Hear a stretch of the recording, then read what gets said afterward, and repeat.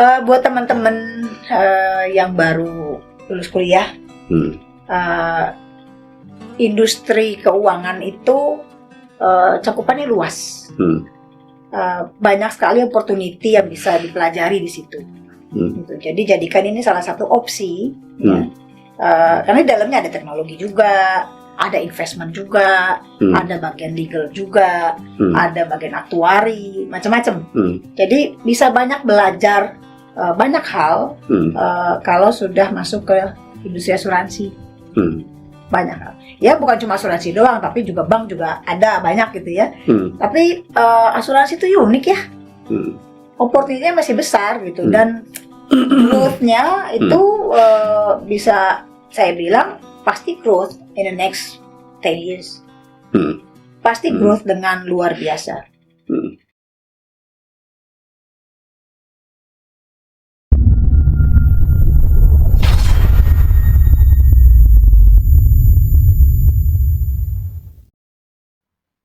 Selamat datang di Dunia Pro, podcast pertama di Indonesia untuk profesional dan eksekutif.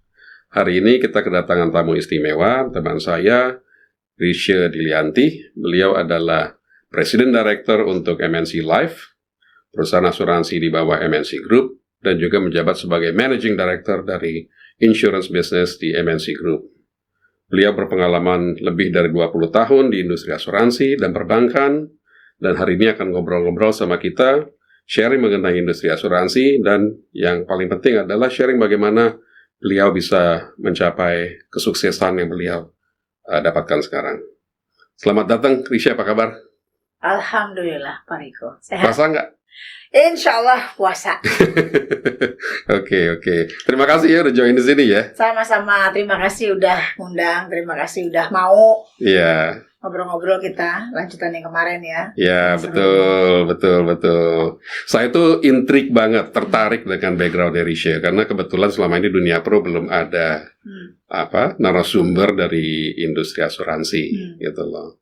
Terus juga saya lihat dari track recordnya, rekam jejaknya Risha itu juga di industri keuangan juga very impressive lah, gitu loh. Thank you. Bisa cerita sedikit nggak sih mengenai siapa sih Risha Dilianti?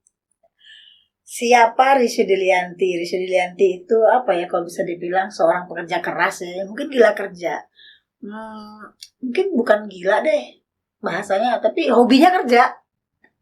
Jadi kayak kerja itu suatu hal yang menyenangkan buat saya. Ya senang liburan, ada saatnya liburan gitu ya. Tapi kalau kelamaan liburan kayaknya pusing juga ya. I just have to do something yang challenge my brain.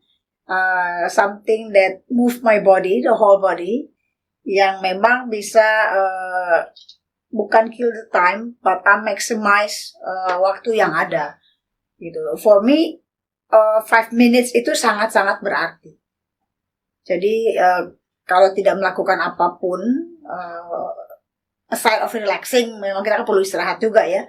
Tapi di saat-saat yang memang harusnya kita produktif, terus kita tidak melakukan sesuatu itu, aku menyesal banget. Jadi memang kerja is my hobby, is my passion.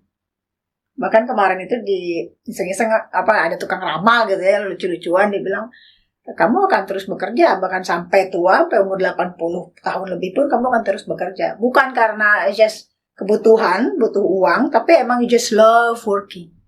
So answering your question tadi ya, siapa sih Risha, orang yang hobinya kerja. Anda tipe yang masih terima telepon nggak pas lagi liburan? Saya tidak pernah matikan handphone. Jadi ya justru kalau nggak ada telepon atau WhatsApp dari tim, I'm curious. What's going on? What happened, guys? You having fun out there? Ya kan, without me. No news is good news or no news is bad news gitu ya? No news is I'm wondering why gitu kan. Either mereka having fun, they forgot about me, atau something wrong yang they don't want me to know. Both ways, no, nggak bisa nih. Jadi memang dimanapun, even tidur pun handphone itu aktif, gitu. Jadi ya karena kebetulan anak saya juga lagi di luar sekolah, jadi in case of something happen, saya bisa langsung jawab, langsung tahu, gitu kan. Jadi alert all the time ya, alert, gitu. Ya saatnya tidur pulas, but at least kalau ada call bisa tahu kan, gitu. So yes, I do expect calls, dan If you can check my phone, I have no unread message.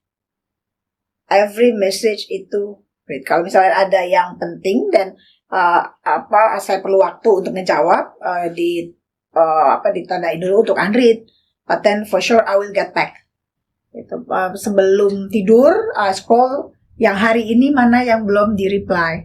Even it's just okay, thanks, okay, good luck. Oke, ditunggu ya. But I just have to respond. I have to. Karena menurut saya bahwa the other counterparts itu menunggu gimana ini. Are you okay with that or no? Gitu. So just a simple okay and thanks. Itu kan kadang disingkat jadi THX gitu ya. Thanks. It's just a simple thing and it won't harm you. So why wouldn't you do it? Jadi confirming, follow through aja sih. So yes, I expect calls. Saya satu value banget nih dengan Risha nih kalau soal begituan, karena saya juga bukan tipe orang yang istilahnya ignoring messages ya. Karena reply, no matter how simple, it shows appreciation. Yes, exactly. Iya. That's how we appreciate orang dan that's how people respect us juga kan ya. Iya, betul. Mungkin bisa dibawa balik sedikit ya ke masa kecil atau masa remaja. Bisa cerita sedikit latar belakang keluarga, terus besarnya di mana, Risha? Besar di Jakarta. Ayah saya tentara, ibu saya ibu rumah tangga yang mengurus keluarganya gitu ya, mengurus suaminya. Dulu saya cita-citanya sebenarnya sampai sekarang tuh masih pengen jadi pilot pesawat tempur. But then papa bilang, ya susah perempuan di Indonesia jadi pilot pesawat tempur. Ayah di Angkatan Udara? Darat. Oke. Cuma saya amazed banget kalau ngelihat pesawat tempur ya. Gitu. Jadi kalau orang-orang nonton Top Gun, senang lihat Tom Cruise-nya, saya demen lihat pesawatnya. Berdesir darah gitu kan, apalagi pas dia vertical. F-16. Iya.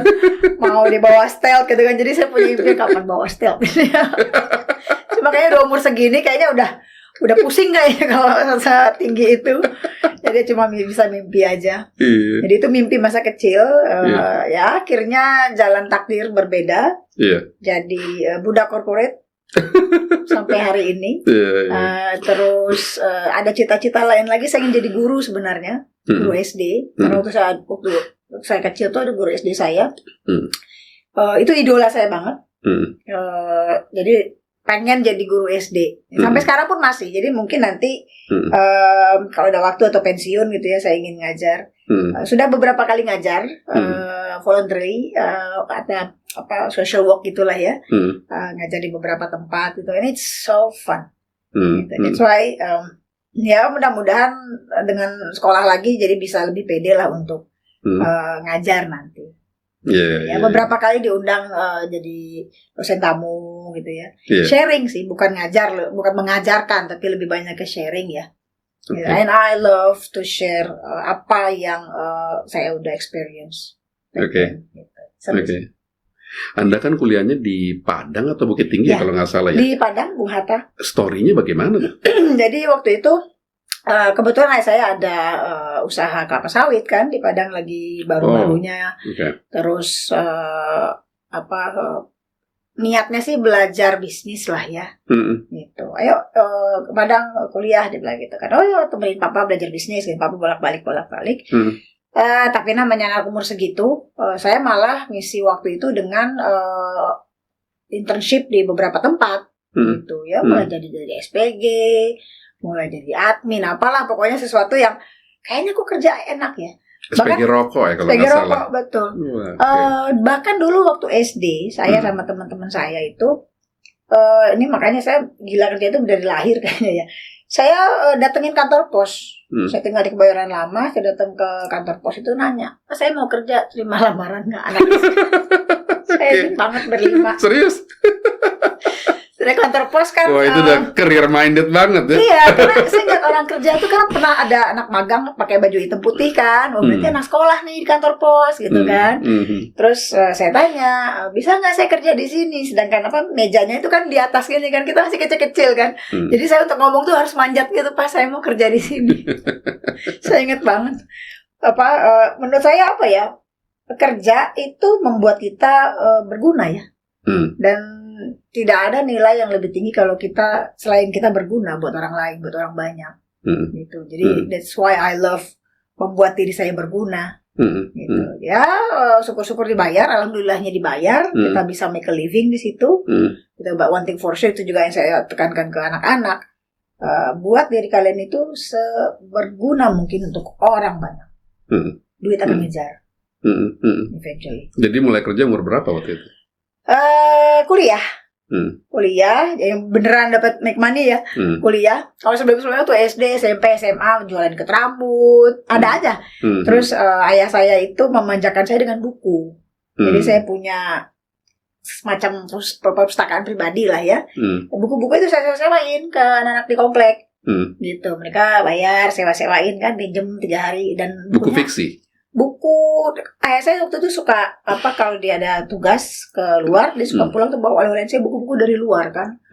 Dan itu bagus-bagus banget kan. Gitu. Ayah saya di badan perbekalan dulu, jadi dia suka ditugaskan keluar gitu kan. Dan dia oleh-olehin saya tuh hanya buku. Dan siapa yang demen ke toko buku. Jadi buku-buku saya beli, buku-buku cerita anak-anak. Itu yang hardcover, yang lebaran dikeras-keras gitu kan, bagus-bagus mengkilat gitu ya. Saya sayang banget. Terus sedangkan di kompleks saya anak-anaknya nggak demen baca kan, main-main seperti biasa. Terus saya di pagar itu saya ingat banget buku saya jajarin gitu. Terus penyewaan buku gitu kan, 50 perak, 25 perak gitu. Bukunya dipinjem, pulangnya enggak. Habis jadi bukunya. Habis bukunya saya mau ngambilin ke banyak banget tersebar kan. Jadi ya sudah ikhlaskan sajalah. Seru gitu. Iya. Jadi pertama kerja umur berapa? Habis lulus kuliah saya udah langsung kerja. Gitu. Dulu saya sempat ngelamar di awal-awal itu kan, dulu kan pakai amplop coklat ya, kilat khusus gitu kan, atau PO Box. Pas selesai kuliah balik dari Padang ke Jakarta, gencar melamar gitu kan. Terus pekerjaan pertama itu saya sebagai istilahnya store admin representatif, store activity representatif di McDonald's di Kalimalang. Gitu. 2 minggu saya di situ. Itu dari mulai berangkat kerja, kan buka tokonya sampai jam 12, store-nya si McDonald yang di Kalimalang itu. Itu saya sampai pulang itu kan saking capeknya. Ini 4 lantai, saya ingat banget. Jadi saya harus naik turun. Kalau misalnya ada yang anak ulang tahun gitu kan, tapi kalau nggak ada acara ulang tahun saya juga harus ikut serve, ikut ngebersihin gitu kan. Itu pekerjaannya luar biasa berat secara fisik. Jadi teman-teman di McDonald's kalian hebat banget, keren banget, luar biasa. Dan itu saya seringkali pulang itu mimisan saking capeknya. Jadi sampai rumah terkapar sudah gitu kan. Habis waktu itu naik bis Kalimalang, terus saya mau nyambung sampai rumah jam 12, jam 1 gitu kan. Itu rumah di Arteri Pondok Indah. Dari Kalimalang ke Arteri Pondok Indah lumayan. Malam-malam lagi kan, sampai ketiduran di bis gitu kan, udah masuk terminal Blok M sampai keluar lagi nggak sadar.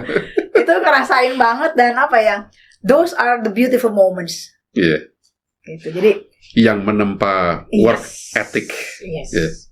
Jadi benar-benar yang bagaimana teamwork itu sangat penting. Waktu itu ada nama store manajernya Mas Bambang. Dia sangat-sangat motivating, ya, encouraging banget orangnya. Jadi ini lucu ceritanya. Jadi saya itu kan ngelamar ke segala macam lah, PO Box ya. Posisinya dari sales, marketing, apalah, admin, semuanya pokoknya. Saya segala opportunity lah. Ya kita baru balik kampus di daerah juga, mau bersaing dengan anak Trisakti, anak UI gitu, ya sudahlah sebanyak-banyaknya. Nggak bisa milih. Betul. Dan ternyata PO Box atau perusahaan yang saya itu adalah penerbit buku. Istrinya Mas Bambang tuh di situ. Penerbit buku yang dilihat jadi AE, account eksekutif, yang keliling-keliling jual buku. Terus CV saya dibawa pulang. Terus dikasih ke suaminya. Mas, ini kok kayaknya CV-nya pakai bahasa Inggris. Memang saya fasih berbahasa Inggris dari dulu. Saya demen belajar sendiri kan kalau untuk bahasa. Terus ini bagus, dia bilang, coba panggilan. Dipanggil lah saat itu saya ke McDonald's. Dia cerita, kamu pernah apply ke McDonald's nggak? Not as I recall ya, tapi ya nggak tahu kan, banyak Ya diceritain, ini sih saya gini, kayaknya sayang banget kalau kamu keliling-keliling motor, keliling-keliling Jakarta jual buku. Dia bilang gitu. Kamu mau nggak jadi star di sini, store activity representative? Dia bilang, oh ya boleh. Ya udah saya coba di situ. Saya bukan tipikal orang yang milih kerjaan. Selama itu, karena saya percaya itu mengajarkan saya banyak hal ya. Ketemu orang gitu ya, yang namanya pekerjaan diciptakan oleh perusahaan. Secara yang punya kedudukan hukum, status hukum pasti bukan pekerjaan yang haram gitu ya, bukan pekerjaan sembarangan. So I do it, why not? Let's do it. Gitu. Dan itu bertahan 2 minggu. Sebelum akhirnya Bank Bali manggil. Jadi kan banyak banget yang saya sebarkan. Bank Bali manggil waktu itu di Hayam Wuruk, saya interview, saya dapat, saya pamit, dan Mas Bambang telepon, nggak bisa kamu harus ambil gaji kamu nih. Oh, kan gajinya 600.000 sebulan. Ini ada 300.000 nih gaji kamu nih. Kamu harus ambil ke sini. Ini saya ambil ke sana. Nggak apa-apa Mas, nggak apa-apa. Saya kan nggak sebulan. Nggak, nanti saya ditanya sama malaikat. Saya ingat banget kata-katanya. Saya nanti ditanya sama malaikat. Nggak bayar gaji kamu, dibilang. Jadi segitu pentingnya ya kita untuk apa ya? Itu kewajiban saya. Iya, amanah. Iya. Jadi itu banyak banget yang saya pelajari sih. Itu berbekas banget ya itu ya. Yes. Gitu. Masih ingat mukanya Mas Bambang sampai sekarang, masih ingat the way dia ngomong, masih ingat. Dan impresif ya. Ketemu leader pertama dalam hidup. Bisa dikonsider sebagai mentor pertama. Yes, sangat. Oke. Sangat. Oke. Terus ceritanya masuk asuransi bagaimana? Dari situ saya ke bank, dari Bank Bali saya ke HSBC, dari HSBC terus saya ke perusahaan peternakan, terus saya ke asuransi. Nah, di situ yang pertama ini karena menurut saya dunia keuangan itu, industri keuangan ini seru ya. Dan setiap apapun itu industri kita pasti di surrounded by institusi keuangan. Apapun itu. Gitu. Dan menurut saya ini skopnya luas sekali gitu. Saya tidak pernah punya target tahun segini harus begini, harus punya ini, enggak. I just go with the flow. I just do my best, all out, effortnya mati-matian gitu ya, die must die lah. Jaga integritas, karena itu pesan dari Papa, harus selalu jaga integritas, karena saat kamu punya integritas tidak ada yang pernah bisa take you down. Nobody will ever take you down. Gitu. Jadi ya. Dan industri keuangan ini industri yang sangat highly regulated kan. Jadi sudah ada pakem-pakemnya. Gitu. Dan saya masuk dari bank, saya ke asuransi, beberapa asuransi, sempat masih balik lagi ke bank lagi. And then ternyata jalan rezekinya ada di asuransi ya sampai sekarang. Tapi di asuransi sama di bank itu di sales? Macam-macam. Macam-macam. Saya pernah di credit card, di customer service, di alternate channel, kepala cabang. Nah, all those mixed experience itulah yang membuat saya ada di sini. Jadi mau ngomong tentang business development, been there done that. Mau ngomong tentang services, been there done that. Mau ngomong tentang setup branch atau setup bank waktu di ANZ dulu. Itu momen-momen dari ANZ berubah strategi bisnis dari corporate ke retail. I was in the team for 7.5 years.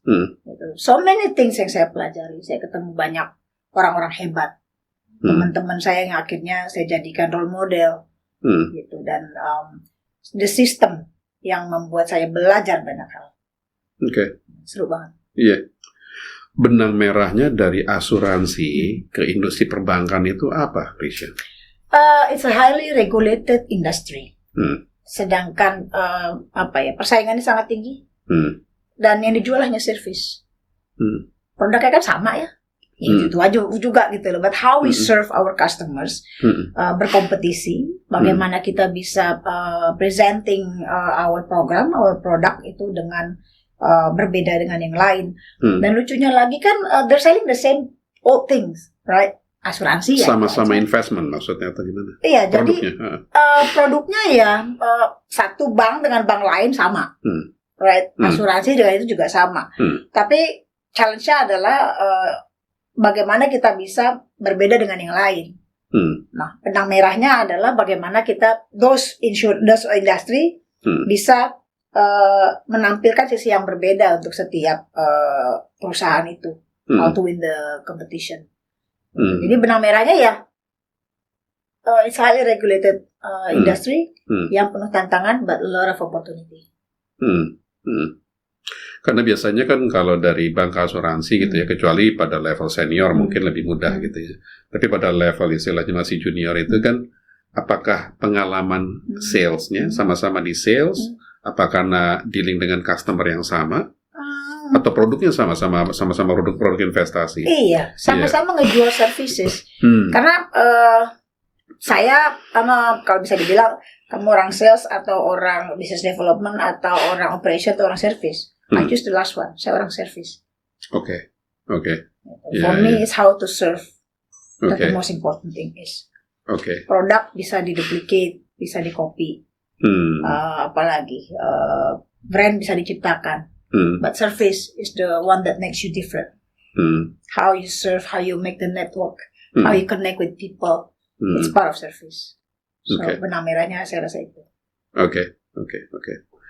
Ada values tertentu nggak mengenai developing career ya? Kalau kan kita lihat juga ada opini di market, semakin sering pindah semakin bagus gitu kan, beda experience ya kan, beda company gitu kan, gitu loh. Sementara saya termasuk yang old school gitu loh, saya merasa bahwa orang itu harus spend cukup waktu untuk bisa bukan hanya istilahnya belajar mengenai company dan industrinya, tapi juga cukup waktu untuk perform di promosi gitu ya, sebelum pindah lagi ke posisi berikut. Kalau Risha gimana values-nya waktu itu? Saya kerja ada yang short term ya kan, kayaknya nggak cocok nih culture-nya. I'm a person yang sangat mementingkan culture dalam bekerja.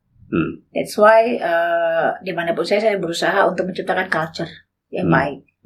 Karena menurut saya apapun organisasinya, selama itu di-run oleh human, oleh people, culture is the basic foundation.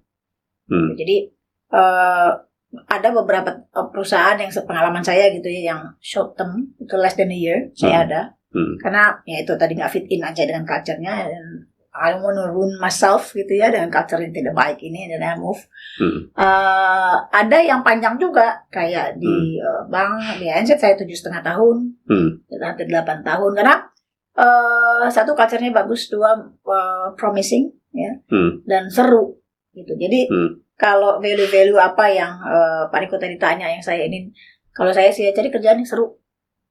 Jadi kerjaan yang seru, karena saya bukan tipikal orang yang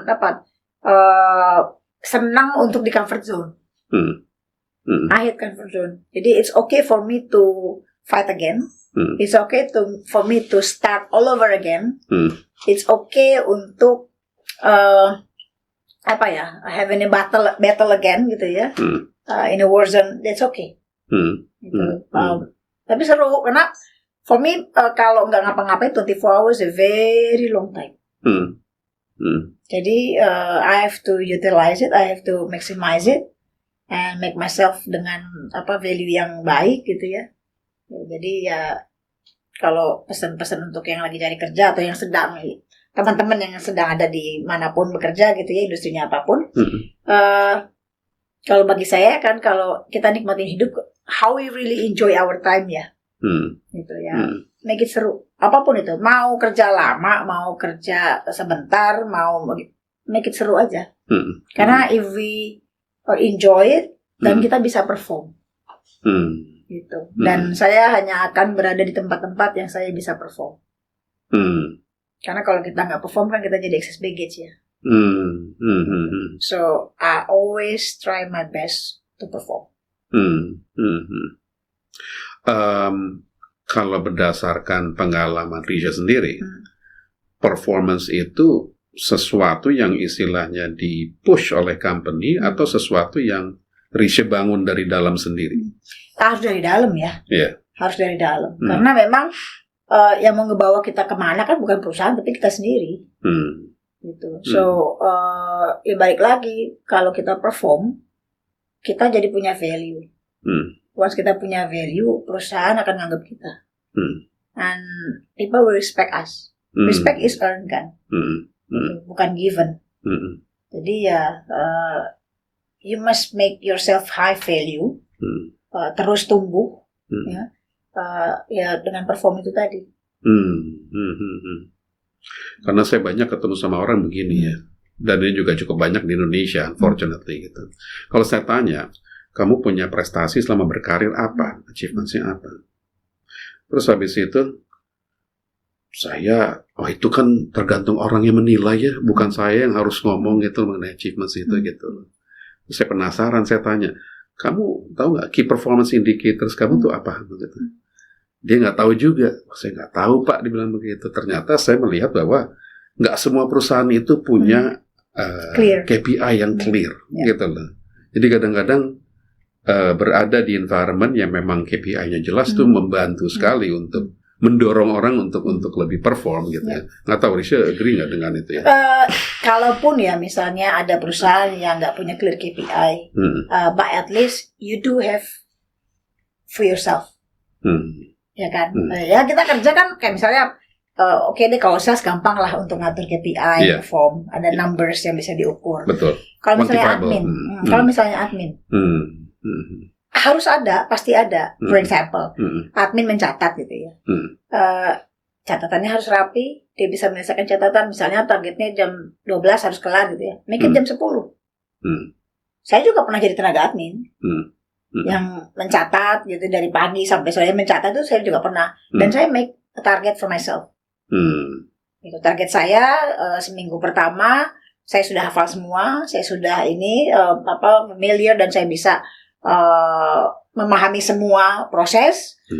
Minggu berikutnya saya rapikan catatan sebelumnya.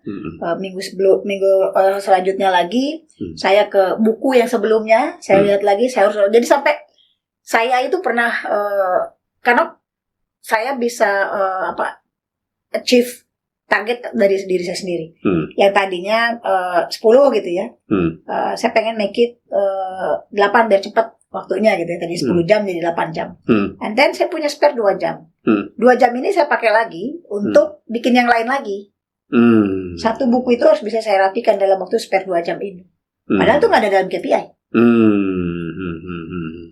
Menarik. Ya, but for me, ini performance buat saya. Bukan cuma what I can show to the company, to the boss gitu ya. Gue bisa ini, enggak. But it's for me. Gitu. Jadi, sesuatu yang it's achievement, my achievement. Artinya, I can always challenge myself. Saya suka nge-gym, weight lift. Sekarang udah nggak sih? Udah lama enggak. Tapi kenapa saya pilih dari sekian banyak olahraga yang saya males banget olahraga, saya pilih paling suka itu angkat beban. Gitu. Saya paling suka itu. Kenapa? Because I can always challenge myself. Yang tadinya 5 kilo naik jadi 15, 10, 15, 25 sampai terakhir saya bisa angkat sampai 40. Gitu. That's why I achieve my goal. Gitu. Padahal kan di dalam kalau konsultasi diet gitu ya sama dokter gizi kan nggak ada, harus ini kan nggak ada, but it's just achievement for me. Gitu. Ini menarik. Jadi intinya jangan jadi alasan. You have to raise the bar yourself. Kan punya kasarnya begitu. Kan punya goal kan, punya tujuan kan. Oke. Jadi kalau perusahaan nggak punya KPI yang jelas, ya harusnya hati-hati sih. Artinya nggak ada tuntutan kan. Dan kalau tuntutan dari perusahaan nggak ada, gimana kerja di situ, gimana mau naik gaji kayaknya, gimana mau dapat bonus kan? Iya. Gitu. Nanti pada saatnya harus mempertahankan posisi juga susah juga tuh. Ya. Ada lagu tuh, janganlah tuntut aku apa adanya gitu kan, janganlah minta apanya tapi tuntutlah aku gitu kan, supaya ada sesuatu yang nge-push. Ada ya lagunya itu ya? Ada tuh lagunya. Siapa tuh? Tulus, lagunya Tulus tuh ada tuh. Oke. Iya. Terus kapan Risha realize gitu ya, wah ternyata posisi presiden direktur ini udah deket nih, udah within reach gitu lah. Itu kapan? Saya nggak pernah punya plan untuk certain goal karir ya. Saya sebenarnya malah dari dulu tuh nggak mau di posisi direktur akta. Karena menurut saya nggak penting lah posisi begituan. Yang penting saya kerja, saya bisa perform. Saya cukup jadi orang nomor 2. Saya hanya pengen sampai situ aja. Saya backup bos saya backup atasan saya gitu ya, sama leader gitu ya. Sampai hidupnya dia itu saya semua gitu kan. Jadi it's enough for me untuk jadi orang nomor 2. Saya nggak mau jadi nomor 1, saya nggak mau tampil, saya nggak mau ini enggak. Tapi saya support all out my boss. Gitu. And then sampai akhirnya saya masuk ke MNC. Pak Hari, udah, ayo. Dan teman-teman, ya udahlah, it's about time lah. Ngapain sih jadi orang di belakang layar terus? Gitu. Karena saya suka jadi orang belakang layar juga. Gitu. Artinya, I hope orang-orang di depan panggung kan. Emang nggak kelihatan, but they know siapa yang sebenarnya kerja. But people know itu sebenarnya tangan siapa yang kerja. Tapi naik panggung orang, that's okay. And I love to do that. Jadi yang lain yang naik panggung, but the surrounding, the audience tahu. Ya kan sebenarnya siapa yang bikin acara itu. Tapi I don't need acknowledgement yang berlebihan. Menurut saya itu lebih menenangkan jiwa. Karena nggak ada tuntutan berlebih kan, nggak ada exposure juga, gitu. So bisa dengan santainya, saya bisa ke pasar pakai celana pendek, pakai sandal jepit, pakai singlet gitu kan. Nobody knows me. Nggak ada yang kenalin gitu. Nggak ada yang kenalin gitu kan. Mau ke pasar nongkrong beli rujak bebek, beli cilok gitu. Berarti kan. Sekarang udah nggak bisa berarti. Tetap bisa sih sebenarnya. Tetap bisa. Tergantung pasarnya ya. Karena menurutku ya that's me gitu kan. Dan I really don't like when people nge-blame atau nge-labeling orang berdasarkan jabatan. Gitu. And I really hate when people manggil saya Bu Dirut, Bu Pri. I really hate that. Karena itu posisi sementara kan. Nanti pada saat saya tua, saya udah ini, what are you going to call me? Hai nenek-nenek. Ya kan? Kalau saya jadi tukang sayur, pagi Bu sayur. Kan that's not the way kan gitu loh. Karena ya kita still friends lah gitu. Jadi jabatan itu menurut saya hanya di kartu nama dan di paper aja. Tapi kalau manggil ya biasa aja. I have a name, a cute name. You can call me Rishi or Cece instead of my position. Okay. Sekarang reporting ke Pak Haritanu langsung. Ada holding, saya dapat ke holding as a managing director untuk insurance business group. Kita ada 3 unit bisnis di bawah itu. And then dari holding ke Pak Haritanu. Ada bedanya nggak reporting ke konglomerat, owner, founder, sama ke profesional lah, expat atau lokal gitu? I've been working untuk konglomerat ini sebenarnya this is not the first time ya. Ada several beberapa sebelumnya juga pernah. But ini nggak peres-peres, nggak jayus-jayus, tapi this is the best moment from the whole career yang saya jalani. Gitu. Dan ternyata konglomerat yang ini berbeda. Beliau itu sangat reachable. Sangat reachable. Nggak seperti konglomerat yang lain. Itu dewa. Pak Hari is just Pak Hari yang kadang dia makan di tempat ada food court untuk karyawan juga. Ya di situ gitu kan. Makan kerupuk pakai tangan juga, sama juga kayak kita gitu. Dan dia reachable, dia bisa berdiskusi kapan aja, apapun bisa didiskusikan sama beliau. Beliau tidur cuma 3 jam.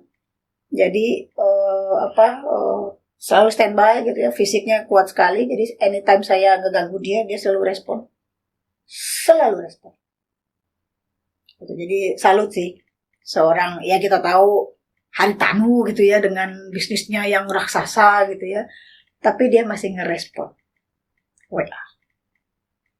Salut sih. Kalau pressure gimana? Pressure pasti ada. Jadi sebelum di pressure oleh atasan siapapun itu, saya nge-pressure diri saya sendiri. Jadi sebenarnya pressure dari Pak Haritanu tidak sebesar pressure dari saya. Ya Pak Haritanu, ya yang penting perusahaannya profit, jalan gitu ya. Karena dengan profit itu kita bisa balik lagi serve the masyarakat gitu kan. But mungkin pressure Pak Haritanu di sini, pressure saya untuk saya sendiri di sini. Because ya saya pengen punya value di matanya Pak Hari. Gitu, gimana pun caranya, saya pengen punya value, saya pengen adanya respect, ya, dan segala macamnya selanjutnya belakangan akan mengejar sendiri kok. Oke. Bisa cerita sedikit mengenai Bestie itu apa tuh? Oke, Bestie. Jadi kalau di MNC Live, isinya tuh banyak anak-anak muda kan. Dan saya senang banget nih. Kalau sekarang ada hashtag kabur aja dulu karena susah nyari kerjaan, karena banyak perusahaan-perusahaan itu pakai nge-cap umur maksimum 25, maksimum 30 gitu. Di kita tuh bebas aja. bebas gitu ya, atau biasanya perusahaan itu nge-cap juga minimum pengalaman sekian gitu ya. Saya tuh paling senang ngambilin anak magang, dari anak magang.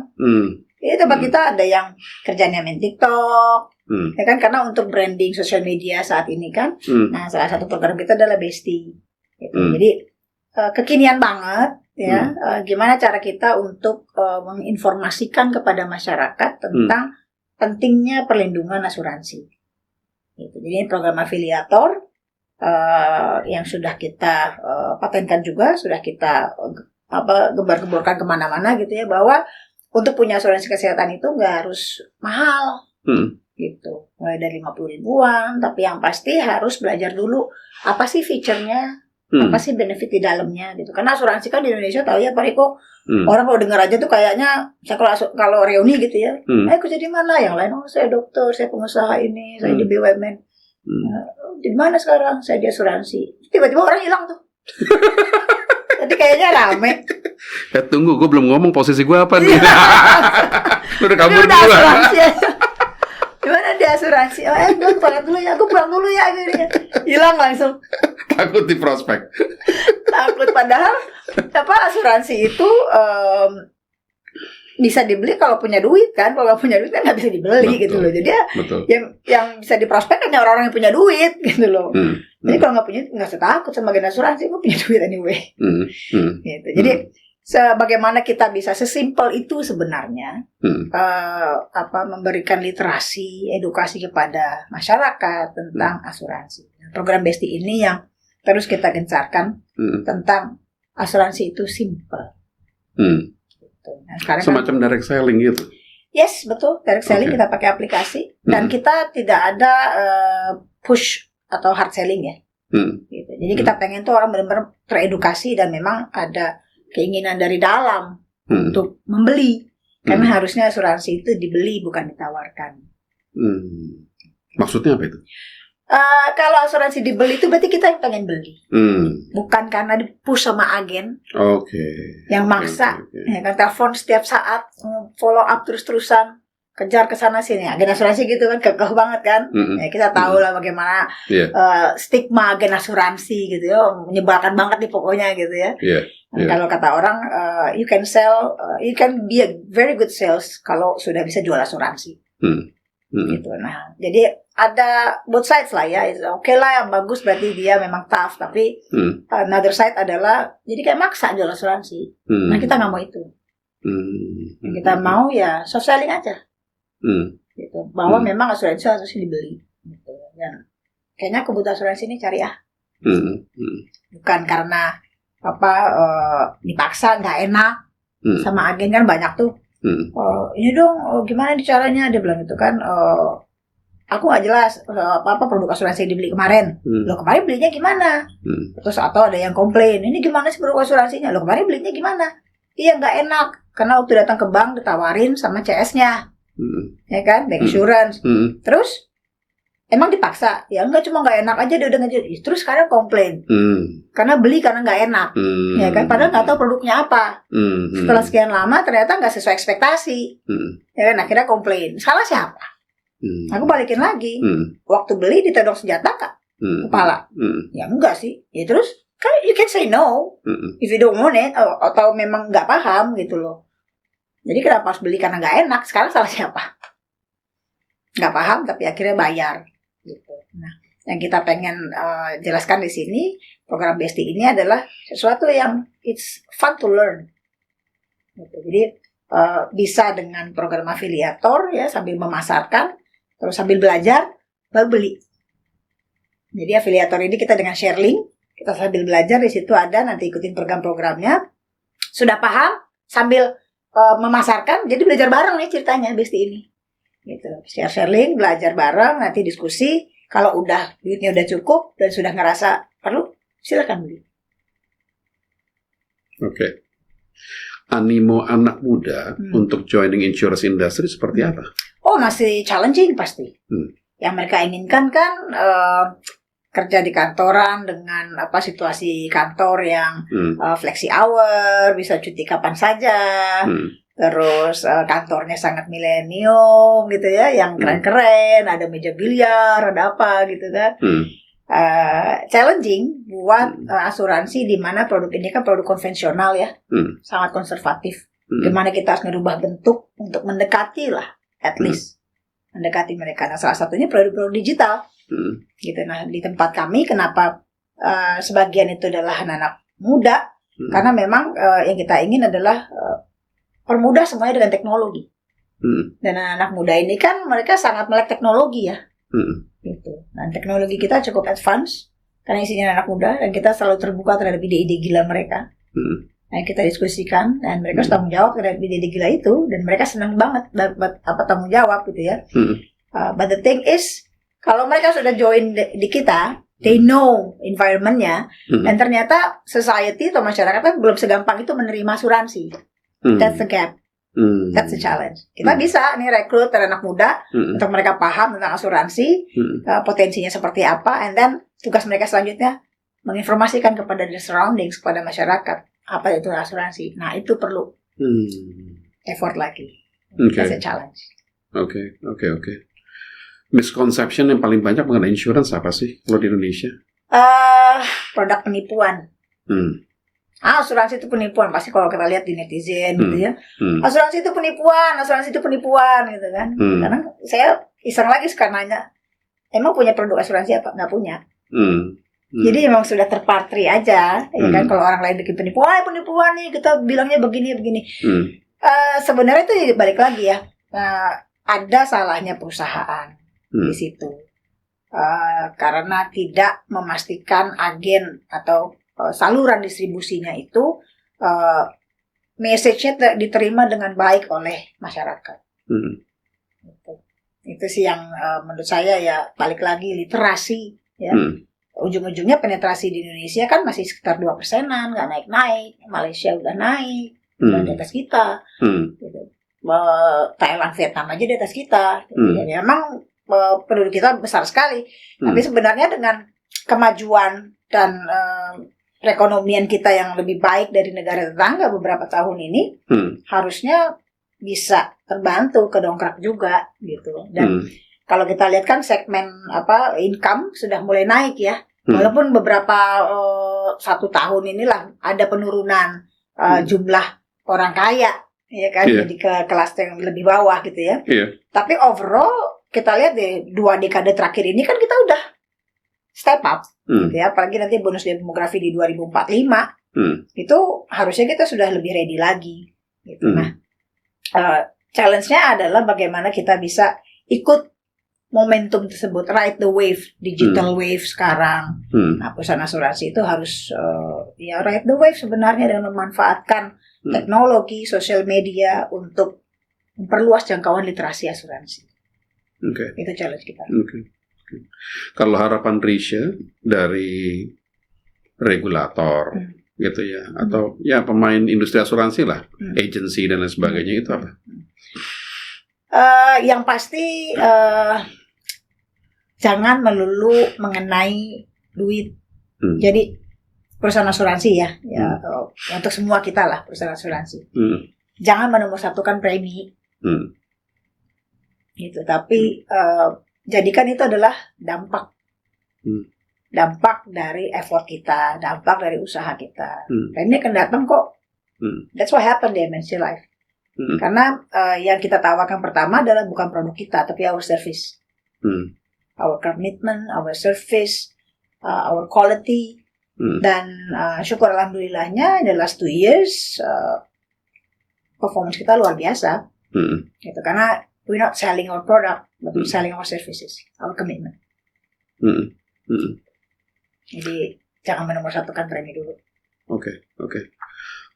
Contohnya seperti apa itu, Risha? Service, maksudnya komitmen, maksudnya how do you demonstrate that to the customers?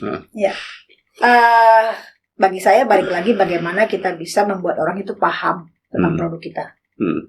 Once mereka paham, mereka mau membeli. Pada saat mereka mau membeli dan mereka puas, they will tell other people to buy. Sekarang itu zamannya referensi. Di Indonesia kalau mau beli produk pasti nyari referensi.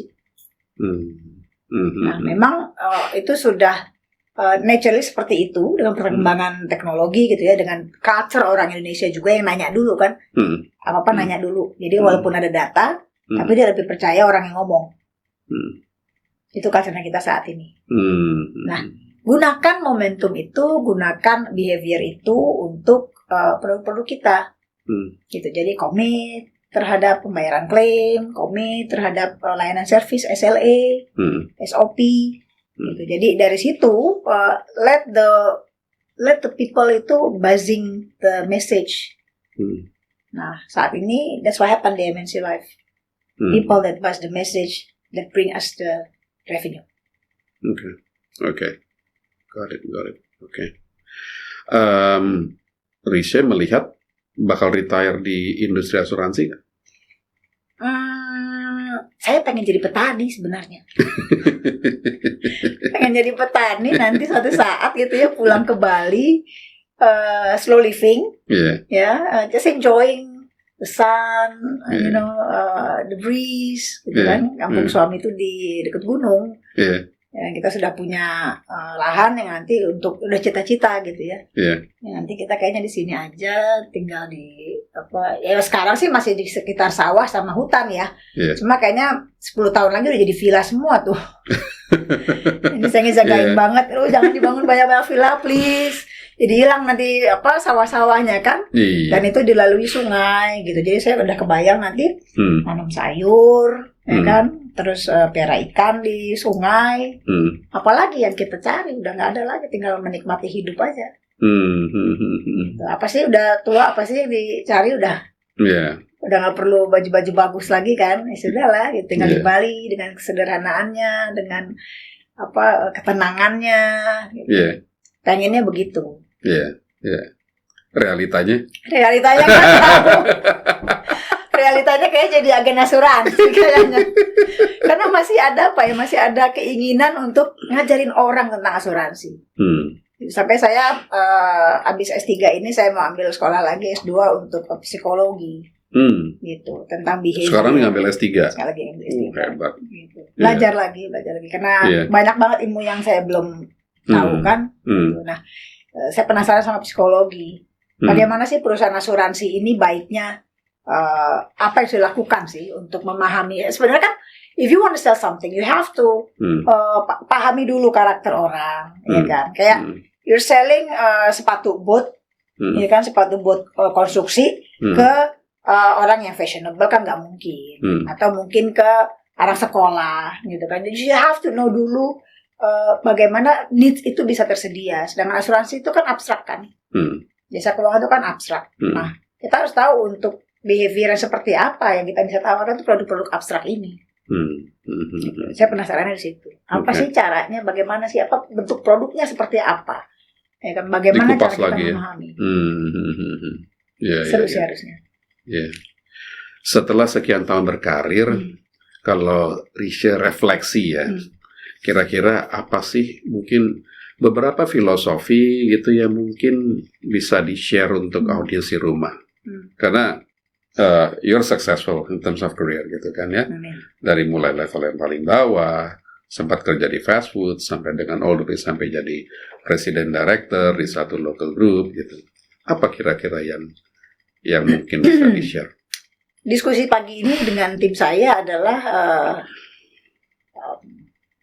you have to fight untuk sesuatu yang what's good for you. Gitu. Jadi satu, kerja keras yang pasti ya. Yang kedua, fight for it. Because nobody is going to fight for you. Fight for it. For example, jadi ada yang lost the business lah. When you lost the business, you have to know why. Why you lost the business. So you can improve it kan. The next time. Gitu. Jadi jangan dibiarkan saja, ya udah ini bukan rezeki kita. No, cari tahu. So we can improve ourselves. Gitu. Karena continuous improvement itu keyword buat aku. So saya selalu belajar lagi, and continuous improvement itu termasuk kita belajar dari siapapun ya.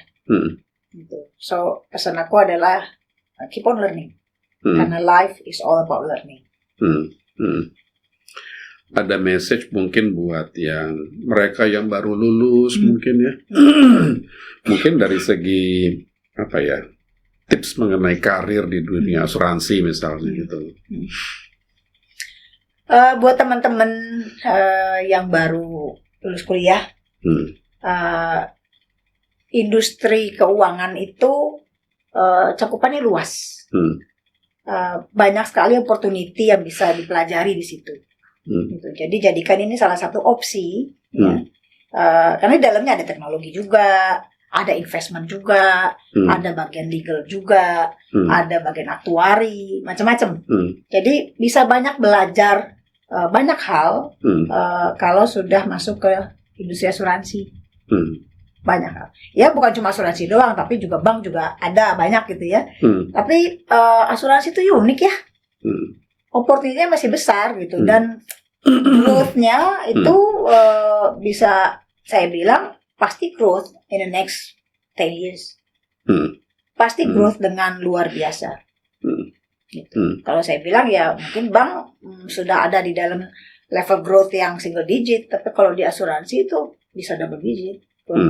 So there's a huge opportunity untuk di industri asuransi.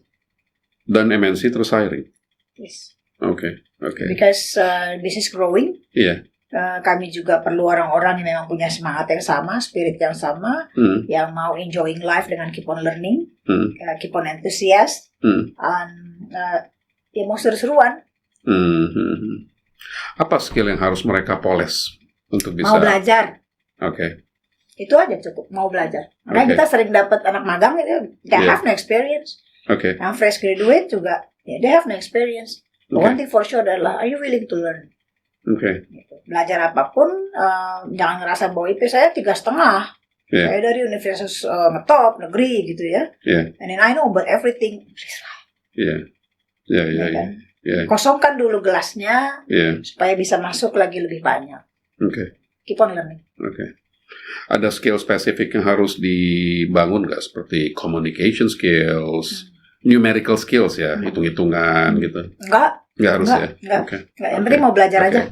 Karena sikap ya berarti kalau gitu nomor satu. Attitude ya. Oke. Karena banyak juga yang ngakunya introvert gitu kan, begitu nyemplung terus dia belajar banyak hal gitu ya, besoknya udah di depan TikTok. Katanya introvert, ternyata seru ya Bu. Iya. Dia introvert karena mungkin belum punya substance-nya. Begitu ada substance-nya dia langsung lebih percaya diri untuk ini ya. Kita bikin Instagram Live juga seru juga gitu kan. Ternyata katanya introvert. Iya, ternyata seru. Kita suka bawa. Kita suka bikin event gitu ya, kayak di kampus bikin event gitu. Dan we're so happy ketemu teman baru. Gitu, ketemu orang-orang banyak. Jadi ya yang tadinya dibilang nggak bisa, malu, introvert gitu ya, mau asuransi kan harus ketemu orang gitu ya. Ternyata kalau dijalanin dengan seru ya enjoy aja. Iya. Terima kasih Risha Dilianti. Terima kasih banyak. Very insightful, menyenangkan sekali. Senang sekali perbincangan kita pagi ini.